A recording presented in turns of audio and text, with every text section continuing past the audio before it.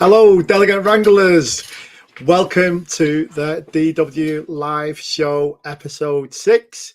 You lucky people, I've got just me this time because Storm Eunice has caused havoc in the DW Live studios. And a special mention has to go to Dominic, who has rigged up this workaround for us. You guys probably can't see much different. Well, you'll see a bit different. But we managed to get this show live at the last minute. Dom is without power, water, internet, everything. So God knows how we've got this up, but Dom has done a brilliant job. So Dom, well done. Sorry, guys, I keep whiting out a bit. It's my camera. I'd just like to say we've got an amazing show ahead with Sasha Freeze from The Business Narrative. Sasha has been on the show a few times before already. Always does a fantastic show, amazing slides. I'm going to give you a little warning now, guys. Go and get your notepads and pens because there is so much here to give, so much information that Sasha's going to pass on to you guys. So look out for that. So first of all, because it's just me, I'm going to yabber on and refer to my notes a bit because I can't cheat when Dom is talking. A big thank you to Melia Hotels and Inside by Melia for being the sponsors of this season. They do a fantastic job. And I was lucky enough this week to grab a quick conversation with Scott Brown and Lowell Cunningham, who's the executive chef for Gino D'Acampo's brand, about all the DDR offerings and all the food offerings. So we're just going to bring you this interview from Manchester.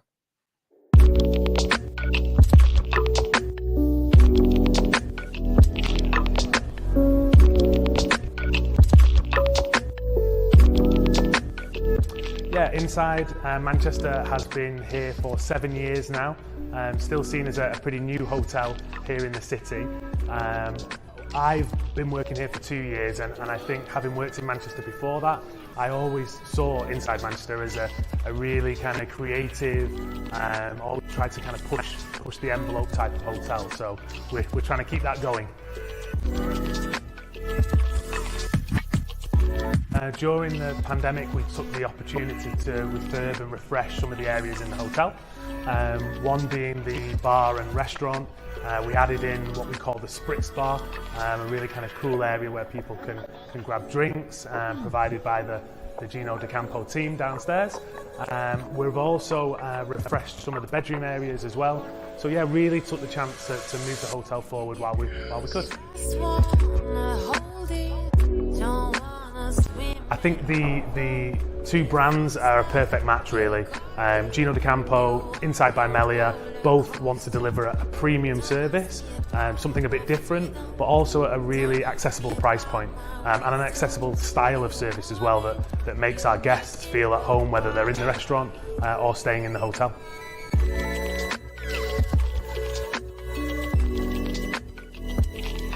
It was a fantastic experience. So we were able to actually bring the expertise from that of the Gino and the restaurant scene. And behind us here is actually one of our usual typical setups for our DDRs. And we've got experts in both fields, so we're actually able to bring both of those together in the Melia property, which is a fantastic opportunity.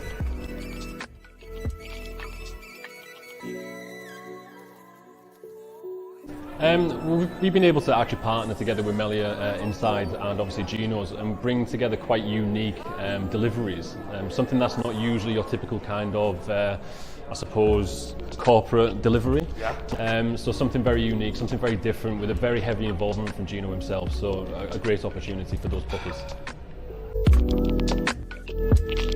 Lots of inquiries coming in for all of our sites. And a lot of short lead business happening. We're here in Manchester today and all of our meeting and event rooms are full, which is good. Would certainly like to see some of the bigger events confirming a bit further out. But listen, we certainly can't complain. We're back on the road to recovery and we're just excited. We're excited for everyone to be back here in the property and seeing what we've got new here with our partnership with Gino.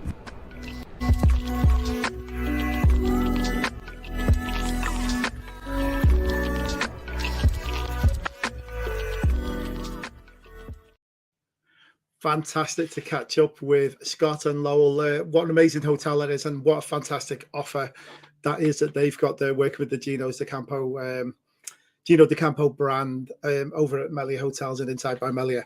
So, guys, I think we are live on YouTube. Yes, we are. And we are live on Facebook. I'm not sure we're live on LinkedIn. Please, somebody let me know if we are. I can't see it, but there you go. We're doing our best in difficult circumstances. I'd like to say thank you to everybody for watching, for joining in the chat room. Please, as usual, don't forget to send in any questions or comments for Sasha, and I will get them to her, I should say. God, I miss having Don when he's not here. So, as usual, guys, I'd be very grateful if you could follow us on our social media channels. You know, we're on Twitter, we're on LinkedIn, we're on Instagram. Just search on the Delegate Wranglers. We're also on YouTube as well. Just search on the Delegate Wranglers and you will find us. We're the only ones that should come up. Dom's just informed me we are live on LinkedIn. I do apologize. Hello to everyone on LinkedIn. So, guys, keep your questions coming in, keep your comments coming in, and we will press on with the show. I could really mess Dom up here and ask him to show all kinds of graphics that we've got planned, but I won't. I'll make it easy for him because he's had a tough time today. So, without any further ado, I would like to introduce Sasha Freeze from the Business Narrative. Hey, Sasha, how are you?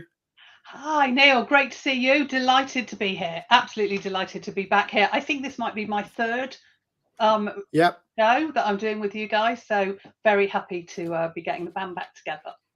The band back together again. And we've done a couple of things in person as well, Sasha, haven't we, recently? So Absolutely. What have you, like, I think the last time I saw you was probably around September, October. What have you been up to since then? How's everything going? Yeah, no, pretty good. I mean, you know, we've had a lot of you know, big digital events. We're starting to do some in-person events.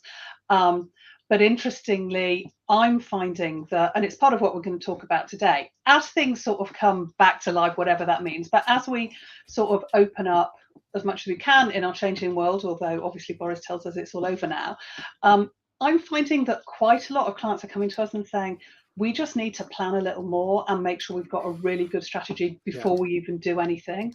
The world is more complex. I'll talk about that, you know, when I do the presentation. And so actually I've been focusing quite a lot on event consulting, event strategy. We use our event narrative framework, which helps people, you know, work out the purpose of their events. And I think sort of meetings that matter, meaningful events, are increasingly, you know, you can't just put on an event. There's got to be a really good reason, and that's got to thread through everything you're doing. So a lot of consulting, which I'm really loving, and a lot of training. So, but what I would say, Sasha, as well, if you know anything by what you know when you've been on this show with us is anything to go by, you know, that's going to be a fantastic experience for anyone working with you. So look forward to hearing more about that as that develops. So I know you've got a presentation to run through with us. We're talking about back to live today. And I know some of the things that we had in the past was when we had you on in the past, it was, you know, making sure that you were doing events that were relevant for people when you were doing them online and event construction. Now we go, you know, this is all about back to live. Where do we start, Sasha? Because I totally agree with you now. There's no point putting on events just for the sake of it. There's got to be a lot of thought and preparation into it now that we are coming back live with a bang. Yeah, no, absolutely. So thank you for that intro and for this great opportunity to be here with Delegate Wranglers. You know, after yesterday, we all know that it's officially over if we're in the UK. So people are definitely thinking post Boris's announcement. Although over the last few months, it's absolutely a conversation that people have been having. And so what I've done is that I've put together 4 questions that I think we need to think about as events come back to life. The first one is really, you know, what have we learned in the last 2 years? 2 years sometimes seems yesterday, sometimes seems 1,000 years ago. But what have we learned, and how do we parlay that into whatever's coming next? How are endemic events, post-pandemic events, whatever we want to call them, how are events different with that learning that we've got from the last 2 years? I think there's a really big question about how the public discourse has changed over the last 2 years. You know, those big themes that aren't about events but do affect us. And I'll talk a little bit more about my SAD system for what I think are three really big themes that post-pandemic events need to be thinking about. And then tying all that together, I want to have a look at how do you create events on purpose, with real purpose, fulfill participant needs as well as your commercial objectives. So those are the four questions that I'm going to be looking at. But first of all, where are we? This is me at my brother's house, and actually my husband, exactly 2 years ago, Saturday the 22nd of February 2022. We did not know what was coming. Saturday 20th February 2020. By the way, most of you probably know that today's date is both a palindrome and an ambigram. And if you're up at 2222, then that's super exciting. You get a whole. So a palindrome is the same backwards and forwards, and an anagram is when you turn it upside down. It's still the same. So 2 years ago today, here I am at my brother's house. A thing that we did. We're in London. My brother's up in Manchester with his family, where I grew up. This was like normal life. We'd go up for the weekend, hang out. I thought I was so ironic bringing my Thomas Deakin gin to Manchester, which my husband and I gin drink. As you can see, my brother's got his very expensive whiskey on the go there. My husband's reading the newspaper. 2 years ago today, none of us really knew what was happening or what was likely to happen. I had a sense. A very good friend of mine lives in Singapore, and things happened in Southeast Asia earlier, obviously, but I don't think any of us knew quite what was coming. Yeah, absolutely. So, we had a party just before. We had a DW Live a DW social. None of us had any clue that this was about to happen. Absolutely. Exactly. We thought, oh, it's just a minor, like bird flu. It'll be over in a few weeks. I remember that feeling. So absolutely. And I think reflecting on what we've learned in these 2 years is really important. So this is a few weeks later, Friday the 13th, lucky for some. This is Leicester Square. This is the emptiest I'd ever seen Leicester Square in my entire life.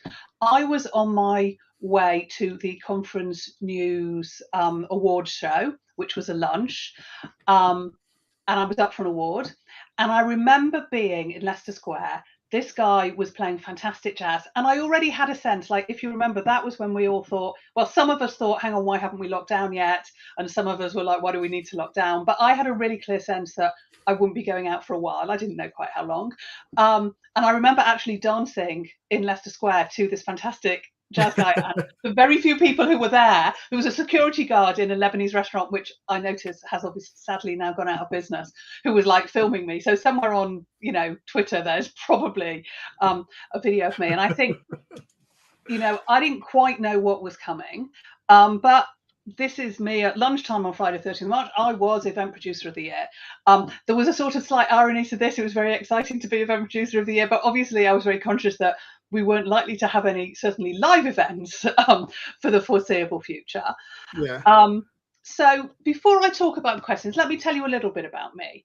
I've got over 25 years event experience, and I'm a fellow of the Chartered Institute of Marketing and the Royal Society for the Advancement of Arts, and I'm really committed to the events industry. I do lots of speaking, judging, mentoring. So as I said, 2020 was an award-winning year. We were also shortlisted at the CNIT Awards. 21 was in some ways better, with 3 great shortlists. We've worked with a ton of organisations, both putting on events, but increasingly on event strategy, guiding people. Lots of non-profits, campaigning organisations, but lots of corporates. And I really think that when we work with our clients, but also when event teams work together, it's absolutely about that collaboration. We talk a lot about collaboration and community for our client events, but that's also true about how we work as a team. So let's take a look at this first question. What have we learned in the last 2 years? So first of all, none of us had heard of Zoom, and we've all heard of Zoom now. So as it happened initially, we were on Zoom, and we were trying to make things happen. It's quite interesting when you look at their share price, because you can see it kind of like massively ramp up. It slightly reflects the Gartner hype curve, ironically. but just interesting how Zoom has fared. And certainly in March 20, production values were low. The kind of Zoom and crisps model, I think was quite common. You were just so happy to get your content on Zoom, and we'd all be sitting at home like eating crisps and having a cup of tea. That was fine 2 years ago. Nobody's going to deliver that kind of content. The theme then was very much about how amazing to get stuff online and be together. But obviously the world's really moved on since then. Massive exponential growth in the virtual event platforms. This obviously is not all of them.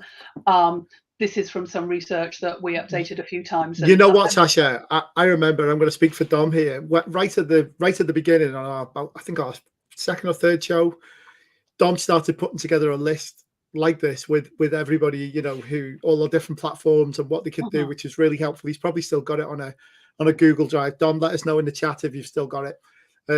I don't know if he's carried it on, but I guess he hasn't, because we probably had about 30 on it then. This is probably just scratching the iceberg, isn't it? There's tons and absolutely. I mean, our list when we last updated it had about 60, and we'd evaluated. The early mid 2020 was about evaluating platforms, understanding what they did. We did a big analysis piece about how the different platforms suited different styles of events. And obviously what's interesting is, one of the real winners, which is on here somewhere, Hopin, which was a real winner back then. Interestingly, just last week, they're a unicorn, more than $1 billion company. They've now started laying people off. What's fascinating is how great their comms team is, because this, story really didn't make the news. Whereas less than a year ago, double page spread in, I think, the Sunday Times, interviewing the founder, talking about all the big themes of the organization. So there will be ups and downs. I see some of the Chinese platforms still getting big funding, but the trends in platforms have changed. I think mid-20 onwards, there was a bit of a CTO fight back. I started seeing big organizations saying, actually, we're not prepared to use other platforms. We'll only use things that fit in with our tech suite. And the world has moved on again, in that there's now Zoom conferences. Microsoft Teams got a partnership, I think, with Azure, with an event platform, and you can do meetings on Google Meet as well. Just going to jump in there, Sasha, sorry. Don just dropped me a line and said that list is still there. It had 7,000 views last time. Wow. It grew from about 25 to 75 different platforms because people were contributing. So massive. I mean, I think early 20 was very much, especially kind of into lockdown, was very much about just learning fast. And that kind of information was really helpful. I think as soon as the first lockdown was ending, hybrid became the word. How do we overlap?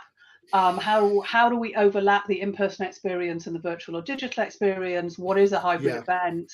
I'm so delighted that the word phygital, thank God, never took off. But people talk a lot about hybrid, and it means different things to different people. Yeah, of course.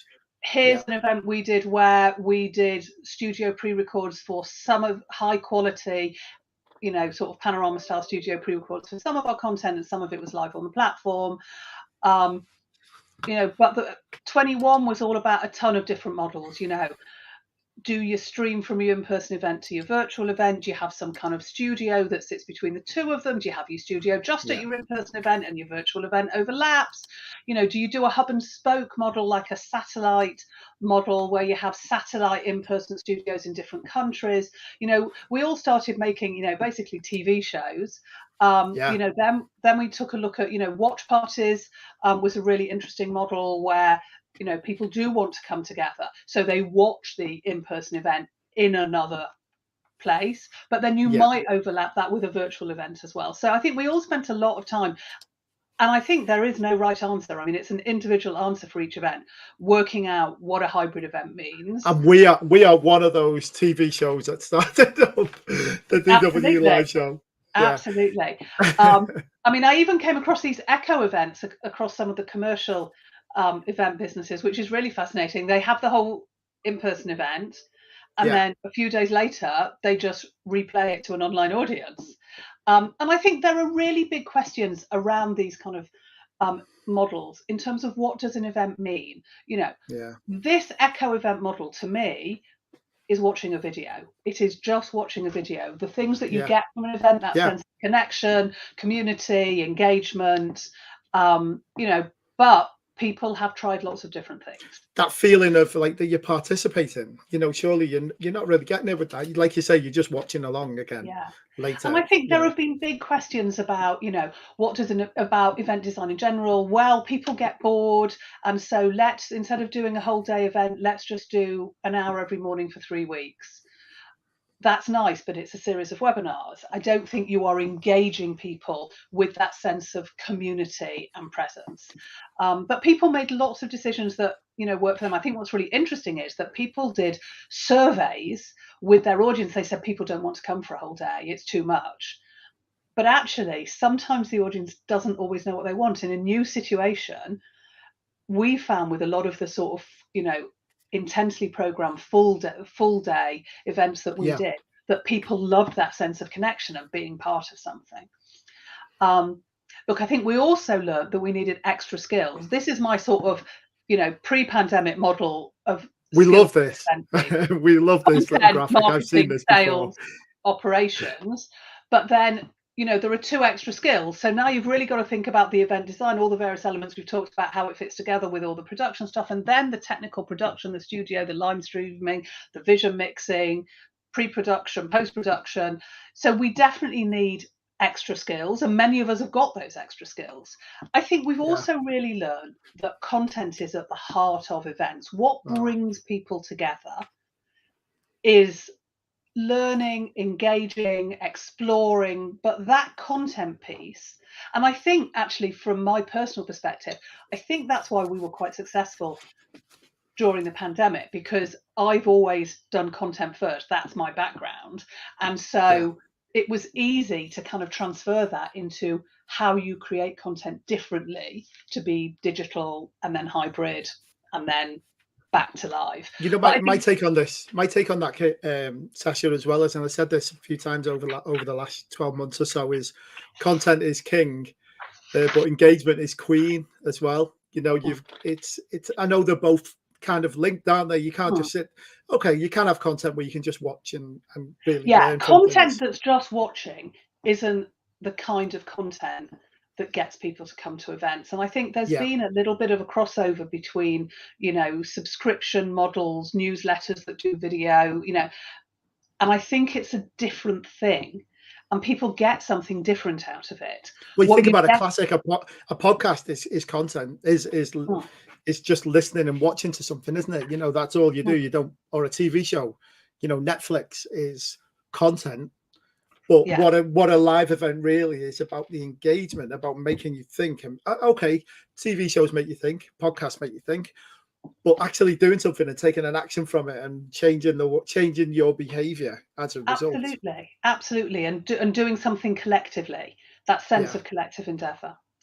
No, absolutely, that makes perfect sense. So. Just flick back to the slides. Dom, have they gone? Here we go. There we go. So I mean, I think that piece about content is really true. I think something that's really fascinating is that with digital events, we have been able to access really serious speakers, people who wouldn't necessarily, take 2 days out to come to London or New York or wherever you are, but they're really happy to give you an hour of their time. So, I just put together a few people. On the top left, we've got Samira Asma, who is one of the directors of the World Health Organization, who phenomenal speaker. Would she take 2 days out to come to an event? Perhaps not. I think Sir Chris Whitty and Sir Patrick Vallance obviously need no introduction. We saw them on TV last night, but they've both spoken at digital events when it took half an hour of their time in a really, really understandably busy calendar. Would they have taken that few hours out to go somewhere? Perhaps not. On the right hand side, we've got Sophia, a US speaker, who absolutely wouldn't have travelled, leading tech speaker. And on the left-hand side, Sandra Prescott-Weinstein. And so they're just some examples of ways of getting more diverse speakers, more geographically rich speakers, but also a higher quality of speaker who'll give you an hour, but certainly wouldn't give you 2 days. Yeah. And so that's something that we can all, take forward. You'll probably have seen this before. This is my kind of pre-pandemic periodic table of business events, everything you needed to do for live. I haven't yet. I'm in the process of updating for kind of virtual and hybrid. It may take some time because, it's pretty enormous now. And Love this. It's amazing. So all the skills you've got to think about, the strategy, the project management, the finance, the production is a whole different range of production. Logistics is different. Content is different. Sales is different. Marketing, both strategy and execution are different. So, this is really something that our world has changed beyond all measure. And in fact, to some degree, those of us who've done a lot of digital events, we've become TV producers. Really, really engaging TV, not sit on your sofa and slob out TV, but edge of the sofa, whoa, and now I can talk to them and now I can ask questions. And Dom's doing that very thing right now. Exactly. Doing a great job. Thanks, Dom. So, last year I put together this 4 Ps of virtual event design and delivery, which I talked to, Delegate Wranglers about before, but we all had to think anew, and systematizing this into the platform, the planning, the production, and the people, with the platform, because people get so focused on the platform underpins it. But we all learned about a whole host of other things, huge amount of extra planning and production, both platform production and content and video production. So I think we've really all learned a lot. We've come a long way. We've come a long way. So what did we learn? First of all, everybody here, and everybody who's watching this, the very fact that 2 years down the line, you're still here delivering events, that's amazing. Really give yourselves a pat on the back or a round of applause or a hand wave or whatever is your custom, because, we've all had to learn and change. So what do we learn? I think in terms of characteristics, I see a huge amount of agility, creativity, embracing uncertainty. In fact, if I move to the side here, you can see on my wall behind me, there, it says embrace uncertainty, which actually I've had up there for years and years and years, because I think, I've always lived with this kind of commercial creativity, but this flexibility and creativity that we've all had to, bring to how we work. But I also think we've learned a ton of skills. Many of us have learned tech skills, and I'm very, very conscious that, I work with some great people who don't always love the tech, and some of them have found the last couple of years harder. But people who are ready to embrace the tech have really, ramped up their skills, production skills, various different event platform skills, video creation, how to work virtually as a team. I think we've all learned a huge amount. But I think the key thing for me, is really about what's the real thing we've learned. The real thing we've learned is that events have to have a story. Something has to happen in your event. It's not a TV show. It's not a podcast. It's not just information. Yeah. It is a story, and the best events are a story that engage you, that you want to be part of. You want to go on that journey.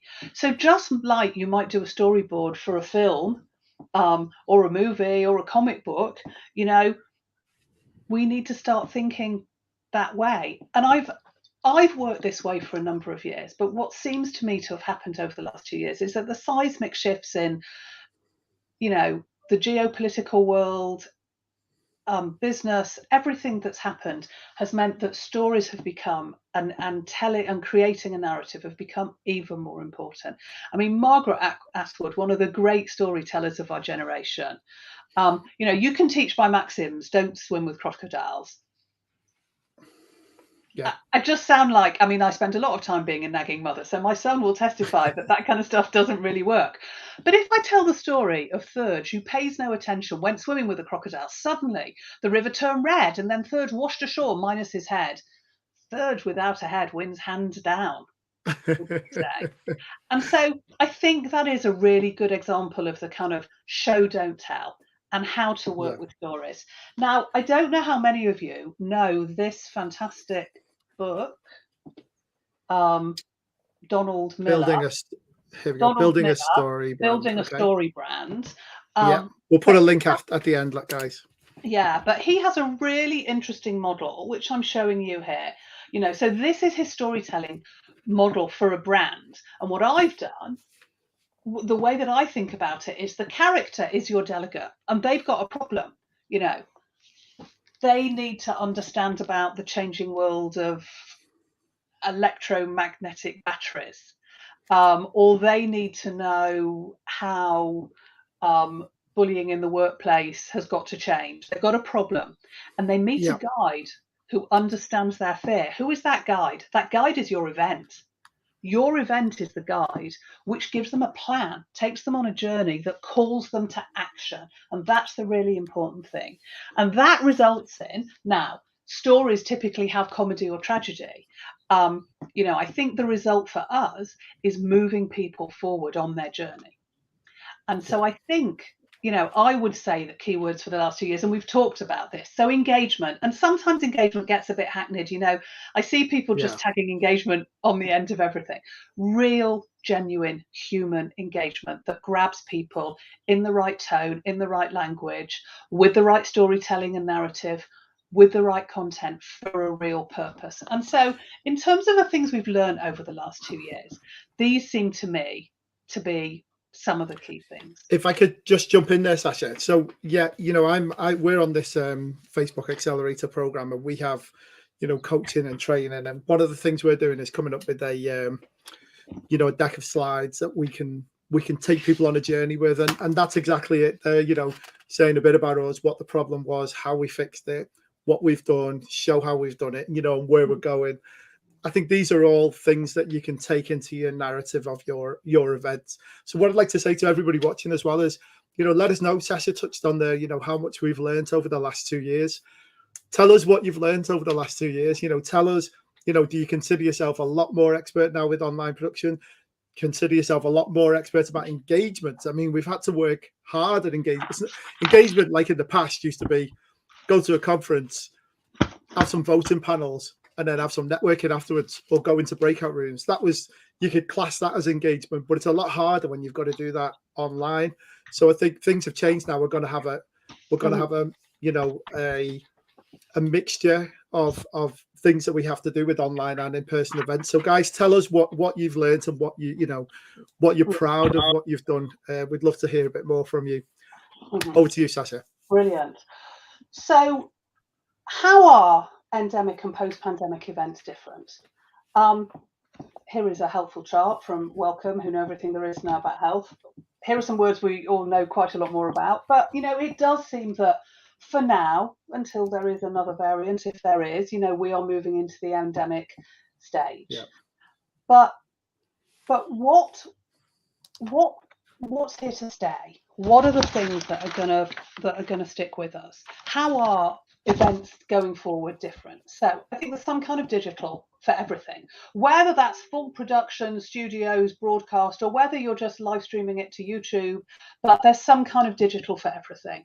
And so those digital skills, I think, and tech skills are here to stay. The nature of work has changed probably forever. And we all know that. And whether that means, are people going to go to lunchtime events? I do a series of lunchtime and evening events for some clients. Yeah. Well, if people aren't going into the city to work, how do those work? How do people connect with each other?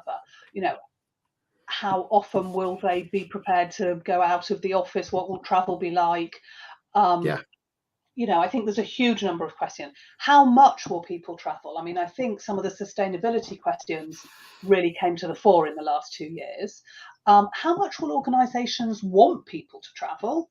And how much will they want them to attend meetings and events? Interestingly, when you put meetings and events into the free image things, you get lots of lovely diverse. It's quite a nicely framed picture, actually.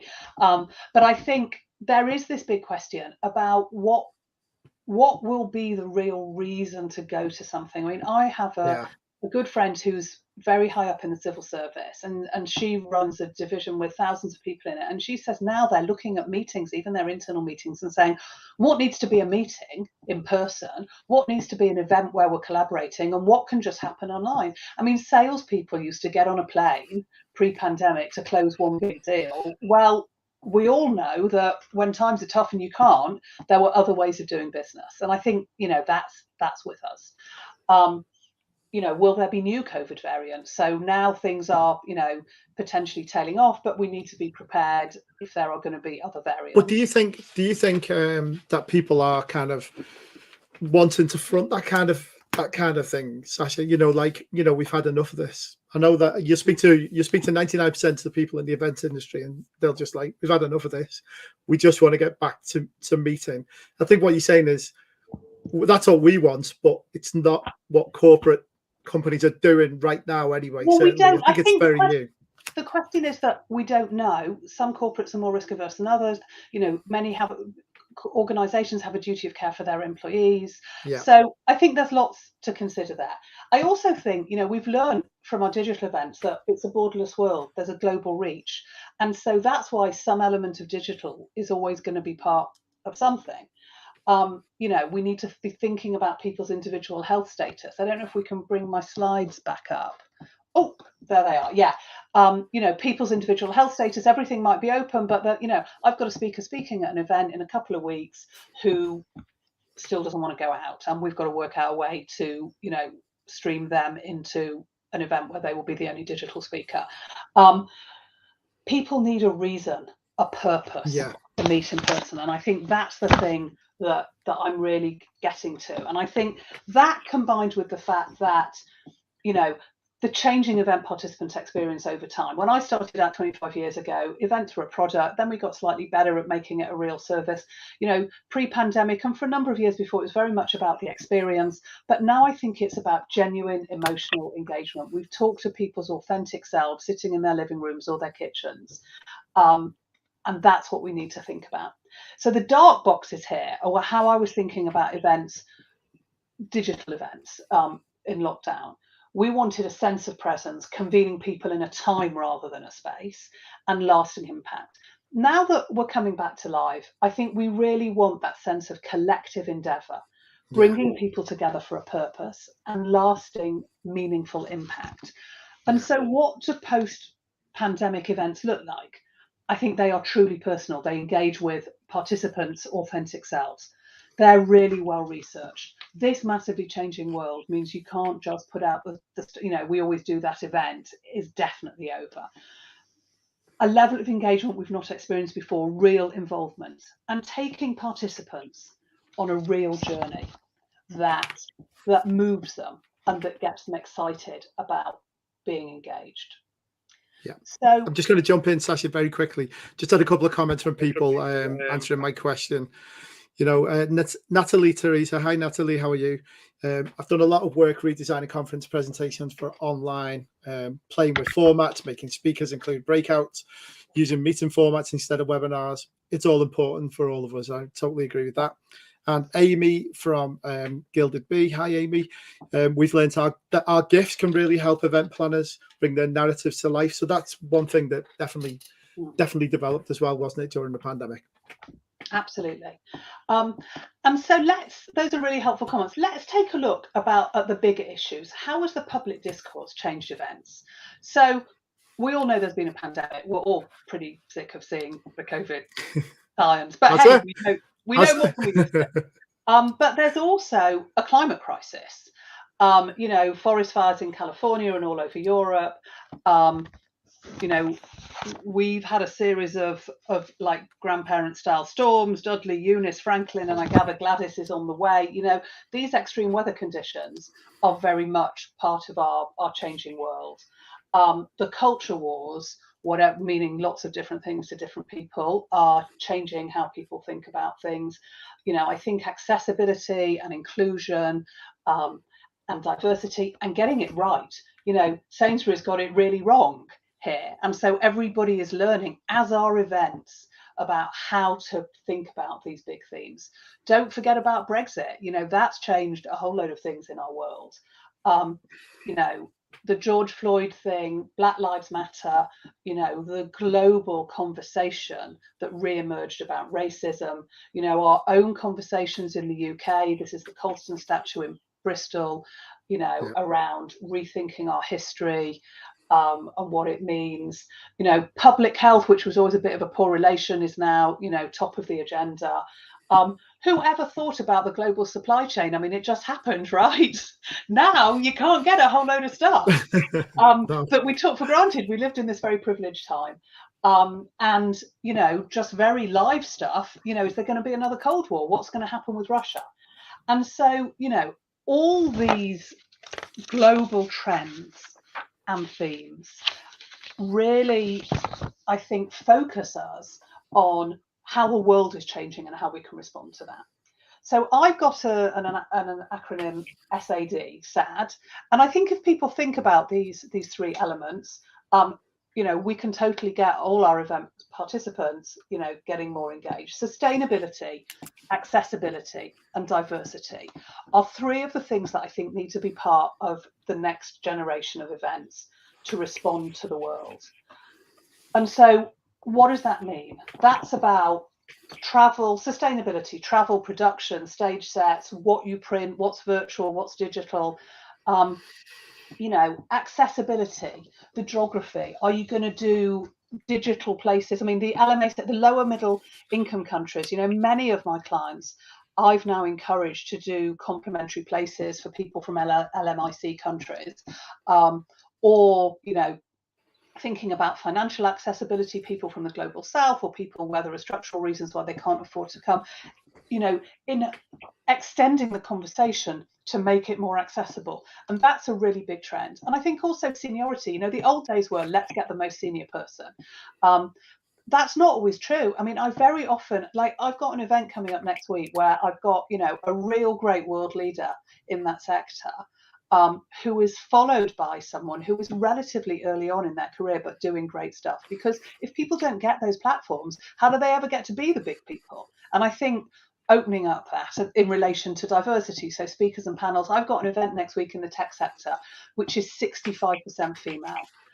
I'm so excited about it, but that's how the world is now. So diversity for participants, diversity of conversation, you know, neurodiversity. I mean, well before the pandemic, we were creating quiet rooms for people who, you know, don't want to be at an event but don't like the big noise, and spaces where people can experience things differently, or badges that demonstrate what somebody does or doesn't want to do.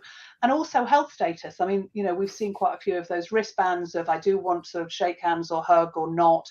But going forward, we're going to need to be thoughtful about people's health status. I mean, you probably. You know what though, Sasha? I totally agree with you. You know, we can all bang on about how we want to bring live events back, and no one wants that more than me. You know, we're bringing live events back. You know, to the Delegate Wranglers as well. But you do have to take all these things into consideration, don't you? You know, these things you have to, and I don't just mean tick all these boxes. You have to be passionate about these things and include these things. And they have made us, you know, the last 2 years have made us sit up and notice these things. Don't you think that's the case? I mean, we really Absolutely. do. And I think the last 2 years has made us sit up and notice, but the global trends that have happened as well as the pandemic have truly changed our world. That these are the things I think people need to think about. And actually, I'd add one more. So I'd say SADP, sustainability, accessibility, diversity, and purpose. And so purpose is the last thing that I just want to take a little look at. Creating events on purpose, with purpose, that tell a real story, that have genuine meaning and create an action or impact, that they change something. You know, participants want different things. You know, lots of people want to meet in person, be uplifted, be inspired, do something world changing. Speakers want to reconnect, but they do want to minimize their time. They want to be part of the excitement. Sponsors and partners can be a little bit more challenging because they're often focusing very much on wanting to meet real people and create connections, but, you know, digging deep in terms of what they really want and how to elevate their brand and make it part of your conversation. And it seems to me the big trend in our new endemic world is that the planning and strategy piece that underpins everything that you can't even see, that's what's going to make the difference. There's going to be less events. And even of the fewer events that are out there, people won't go to all of them. We're going to see commercial conference companies failing. We're going to see corporates having events that don't meet their objectives because they've not thought about it.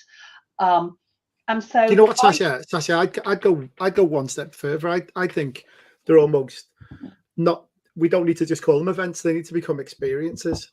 I think there's more to it than just rocking up and somebody speaking to you, having a coffee. Oh, and a bunch absolutely. of I mean, going it is home. You've got designing. to experience something, Yeah. and feel something, emotionally feel something, let something touch you, otherwise Absolutely. what's the point? Because we can get this information. If we're just looking at something for information, we can get that from a screen and watch it on a Zoom call or something. But we want to feel things, Well, I think you're completely right. That emotional engagement combined with action, being part of something, changing the world, an event around diversity, an event around data and how it's changing the world.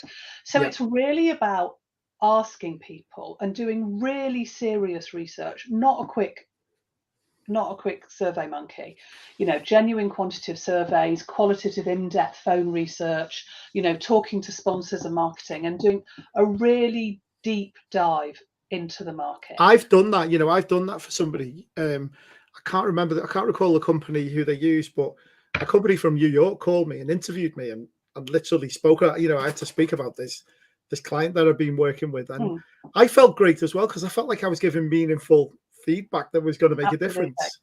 Absolutely. So, no, that makes sense. Sort of knowing the event purpose, convening people to engage in conversation and community, but with a real emotional connection and a genuine purpose. So this is the framework that I use at the Business Narrative, the event narrative framework, these 7 core questions.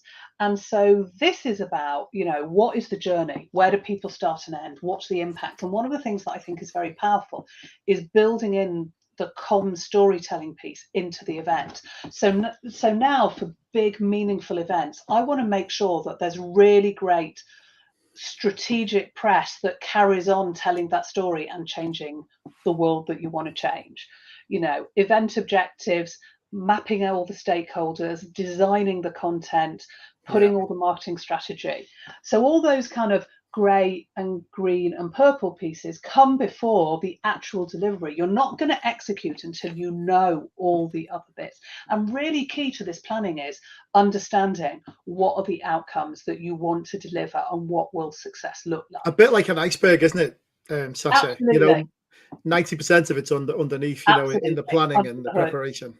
So as part of this, I mean, I was just saying to you that I did a virtual worlds event back in 2007. I was like a first mover, but mapping a market, understanding who all the players are, who are the delegates, who are the potential sponsors, how's it going to work, and then using that to put together the event narrative framework. So then I typically workshop this with clients over half a day or a day. It's a real opportunity to bring together all the stakeholders, work through, and then come out with a great question, articulating a great question or encapsulating the proposition. And in those workshops, Sasha, should never be the statement, because we've always done it that way. Absolutely. That stuff is going to go out the window for sure. But it's about understanding the journey you're taking your participants on. What is the change you want to make in the world? And then designing that event and how you'll measure it. And so it seems to me that just focusing on that real depth of research and thinking and purpose means that we can totally bring this together. So 4 takeaways. Keep an eye on the bigger issues. Really dig deep on the research, the market research. Well-researched, brilliant, engaging content with a purpose always wins, but that is in the context of an event design that delivers what you're trying to do. And basically, your event needs to serve a real purpose and change something. Get participants to engage, to attend, to take action. I mean, sometimes at these bigger events, I'll do a sort of ask the audience at the beginning of the event, at the end of the event, and to see how we've moved the dial on the big issues.